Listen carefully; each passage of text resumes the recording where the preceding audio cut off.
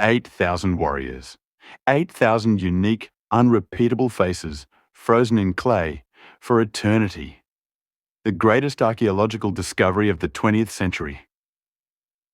The personal army of Emperor Qin Shi Huang, created 2 millennia ago to guard his chambers in the afterlife. That's the official legend, the one everyone knows.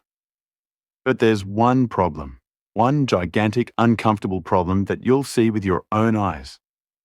Look closely at their faces. Today, we will prove this is not a Chinese army. And the Chinese government is doing everything possible to hide who actually created it. The official story told in universities and documentaries is simple and beautiful. The great and mighty Emperor Qin Shi Huang, who for the first time in history united the scattered Chinese kingdoms, ordered the creation of an immortal clay army. Hundreds of thousands of the empire's best craftsmen worked for decades to create this masterpiece. But this version collapses like a clay colossus the moment we start asking simple questions. Questions historians are terrified to hear. Question 1, and the most important: the faces. Why do the vast majority of the 8,000 warriors have not Mongoloid, but distinctly Caucasoid features? High straight noses, deep-set eyes, pronounced brow ridges, high cheekbones, and, most strikingly, full mustaches and thick beards completely uncharacteristic of ethnic Chinese of that era. Question 2, height. Why is the average height of the terracotta warriors between 180 and 190 centimeters, 5'11", 6'3"? These are real giants, while the average height of an actual Chinese soldier of that time, according to anthropologists, barely reached 160 centimeters, about 5'3". Where did this army of giants come from? And question 3, the deafening silence. Why is there not a single mention of such a colossal, unprecedented project in the detailed historical chronicles of Sima Qian?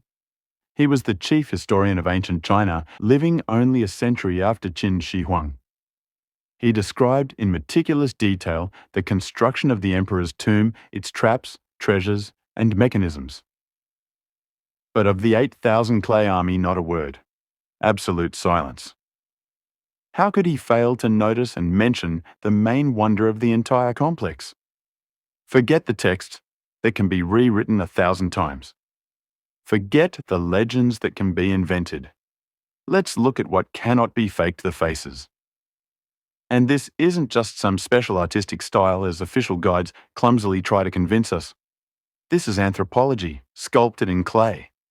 Look at these wide non-Asian eye shapes, the strong protruding jaws, the thick full beards. These are portraits of real people. But they are not Chinese, they are representatives of the white Caucasoid race. They are Scythians, Tocharians, Sarmatians, Indo-European peoples who lived for millennia to the north and west of China. The very same peoples who later appeared on medieval maps under the collective name Great Tartary. Now ask yourself, why would a Chinese emperor want an afterlife army that looks exactly like his greatest northern enemies? It makes no sense. There can be only one answer, and it is shocking. This is the army of those northerners. These are their kings and their warriors. But were there really white people and in such numbers on the territory of ancient China? Official science has tried for decades to hide or downplay this discovery, but today it's impossible to deny. Meet the Tarim mummies. In the Taklamakan Desert in Xinjiang, Western China, archaeologists discovered an entire cemetery, hundreds of perfectly preserved mummies of people who lived 3,000, 4,000 years ago, long before Qin Shi Huang. Their appearance is shocking. Many were nearly 2 meters tall. They had light blonde or red hair, braided into plaits. Their clothes, plaid woolen trousers and tunics, are strikingly similar to Scottish ones. And their facial features are unmistakably European.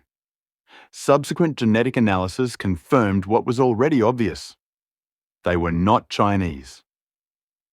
They were Indo-European peoples who came from the West from the regions of southern Siberia and the Altai. They founded a thriving civilization in the Tarim basin with their own cities, culture, and army. The Terracotta Army is not an anomaly that appeared out of nowhere. It fits perfectly into this hidden historical context. It is the crown jewel of their culture, a monument left behind by the great civilization of the white race that existed in China long before the Chinese themselves. Now, let's put all the evidence together. The non-Chinese faces of the warriors, their giant non-Chinese stature, the total silence of Chinese chronicles, and, as the cherry on top, the physical proof the mummies of white giants found nearby. The picture of the greatest historical theft becomes crystal clear. Emperor Qin Shi Huang did not build this army, he found it and claimed it as his own. During his campaigns to conquer northern and western kingdoms, he gained access to their sacred sites and necropolises.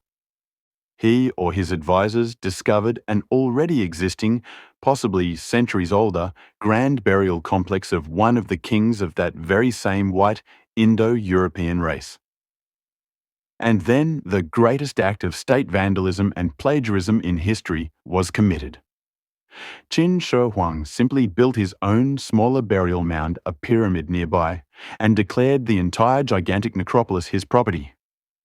The true builders, the true lords of that land, were erased from official Chinese history. Their memory, their legacy, their racial features wiped out. Just as later, the Chinese claimed the Great Wall for themselves, a wall originally built to protect against them. The Terracotta Army is not a symbol of the greatness of the first Chinese emperor. It is a tombstone of a great but conquered, destroyed, and slandered civilization whose magnificent heritage was stolen. These 8,000 clay warriors truly guard their king. But not the Chinese emperor, one of the last great kings of the white race who ruled these lands before they were absorbed by the Han Empire. So what do you think? Whose faces do you see in these photographs, Chinese warriors, or our own distant ancestors? Write your opinion in the comments. It's very important for restoring the true history. Subscribe to the Ballet channel, because history isn't what they tell us in schools, it's what they desperately try to hide from us. Like if this investigation made you think, and be sure to click the bell so you don't miss our next episode.